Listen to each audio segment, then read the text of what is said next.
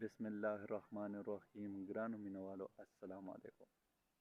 زما نوم محمد حسین خټک دی او یو سیجرو سره تعلق ساتم.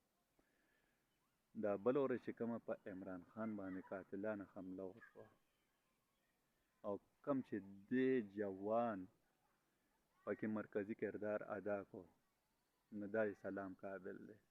ویل ډن چې ستا نوم ماته نه راځي خو زه ستا ته سلام پیش کوم. چې کو فرض کا کو په دې کې د عمران خان په دې لانګ مارچ کې ضایع شوی وی نو نن به زما په دې پاکستان کې په هر یوې صوبه کې په هر یو کلي کې په هر یوې محله کې به نن خانه جنګي نښتې وه. دې جوان ته ټول کریډټ دی چې زمونږ ملک پاکستان یې دې خانه جنګۍ نه بچ کو او پی ډي ایم والو ته زه دا خواست کوم چې دا منګړت او دا ډرامه بازۍ خبرې پرېږدئ. هېڅوک هم په خپل ځان باندې قاتلانه حملې نشي کولی. نو دغې ته تاسو پرتوګ مه جوړئ چې کوم څه شوي حقیقت بیانوئ نو خلکو په نظر کې به ستاسو هم څه ویډیو جوړېږي. نن چې عمران خان حقیقت بیانوي نو ځکه خو دا عوام عمران خان سره دي، هغه حقیقت پسند دی، ځکه حقیقت خبرې کوي نو ځکه ورسره دا قوم څنګ په څنګ ولاړ دی.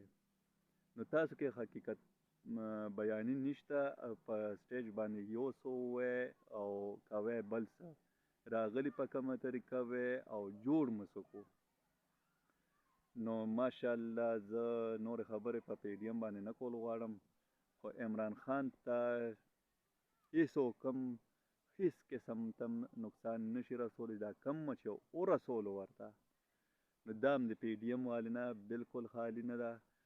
انشاءالله چې دې نه بعد به هم عمران خان حفاظت خپله به هم کوي او کو خپله نی نو ماشاءالله داسې جوانان ورسره شته چې دا کم ما سره په دې ګوټ کې دا تصویر ویني نو داسې ګڼ شمېر جوانان دي ورسره. نو د وجې تاسو عمران خان یو ویښتم نشئ ازارولی.